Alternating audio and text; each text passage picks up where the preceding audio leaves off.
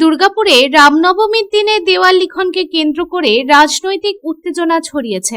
চণ্ডীদাসের 10 নম্বর স্ট্রিটে Vivekananda athletic club সংলগ্ন একটি দেওয়ালে দুর্গাপুর পূর্বের তৃণমূল প্রার্থী প্রদীপ মজুমদারের সমর্থনে দেওয়াল লেখা হয়েছিল। অভিযোগ, বিজেপির পক্ষ থেকে বাইক র্যালিতে অংশগ্রহণকারী কিছু যুবক সেই দেওয়ালটিতে কাদা লেপে দেয়। তৃণমূলের অভিযোগ, বিজেপি নোংরা রাজনীতি করছে।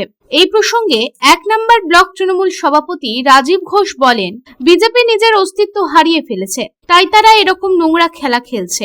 আইন আমরা নিজের হাতে তুলব না, প্রশাসনের কাছে অভিযোগ জানানো হবে।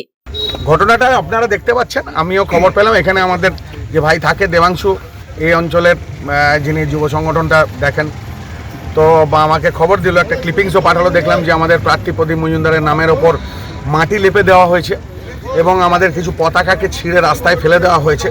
এগুলো আমি দেখতে পেলাম, তো আমরা সঙ্গে সঙ্গে এলাম। আমার সাথে আমার যুব সভাপতি রয়েছে, আমাদের মাটি রয়েছে, আমাদের সারা শ্রমিক সংগঠনের আরও আমার যুব ভাইরা রয়েছে, সবাই খবর পেয়ে চলে এসছে। এবং 5 নম্বর ওয়ার্ডের যুব সভাপতি, এটা 5 নম্বর ওয়ার্ডের অন্তর্গত, সবাই এসে আমরা এখানে উপস্থিত হয়েছি। এগুলো আমরা সিসিটিভি ফুটেজে দেখতে পাচ্ছি। তো এগুলো তথাকথিত রামভক্ত যারা দেখাচ্ছে, তারা অস্ত্র নিয়ে গেরুয়া পতাকা নিয়ে এই ধরনের অপসংস্কৃতি করে বেড়াচ্ছে। আজকে বিজেপি জানছে যে তাদের পরাজয় নিশ্চিন্ত, এগুলো জেনে এই অপসংস্কৃতি এবং শান্ত দুর্গাপুরকে অশান্ত করার চেষ্টা করছে। আমি আমার যুব ভাইদের কাছে আবেদন রাখছি যে পরিস্থিতি শান্ত রাখুন এবং আমরা প্রশাসনের দ্বারস্থ হচ্ছি। দেখুন, সিসিটিভি ফুটেজ আছে, আমরা সেই ফুটেজ পুলিশের কাছে তুলে দেবো। নিশ্চয়ই সেখান থেকে চিহ্নিত করা যাবে, চিহ্নিত না করার কোনো কারণ নেই। আমরা আমাদের প্রার্থী প্রদীপবাবুকে জানিয়েছি, উনি ওনার মতো করে যেভাবে উনি পদক্ষেপ নেবেন আমরা সেইভাবেই চলবে। যদিও এই প্রসঙ্গে বিজেপির জেলার মুখপাত্র সুমন্ত মণ্ডল বলেন, তৃণমূল মিথ্যে অভিযোগ করছে।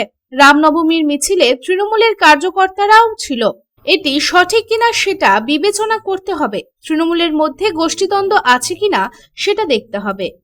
রামনবমীর মিছিলে তৃণমূলের প্রার্থীকেও দেখা গেছে এবং রামনবমীর মিছিলে তৃণমূলের কার্যকর্তারাও হাঁটছে।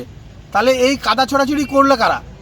আর প্রদীপবাবুকে এটা বিবেচনা করে দেখতে হবে যে তার ব্যানার পোস্টারে যদি কেউ কাদা ছোড়াছুড়ি করছে, তাহলে রামনবমীর মিছিল থেকে এই কাদা ছোড়াছুড়ি করা হয়েছে বলে উনি যে অভিযোগ করছেন সেটা সঠিক কিনা সেটাও ওনাকে বিবেচনা করতে হবে।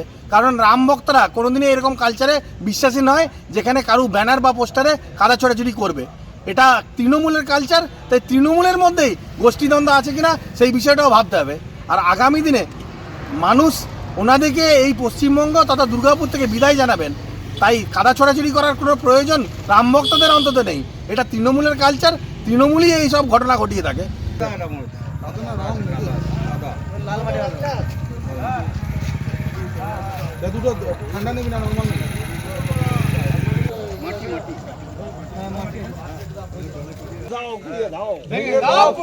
বিজেপি কালো হাত ভেঙে দাও, গুড়িয়ে দাও, এই লড়াই চাই,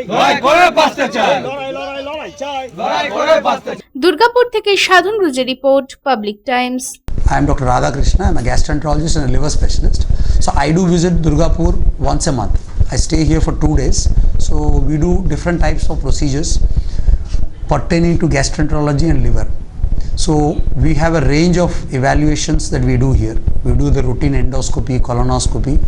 Starting from there, we have advanced technologies like nasal endoscopy, liver fibroscan, capsule endoscopy.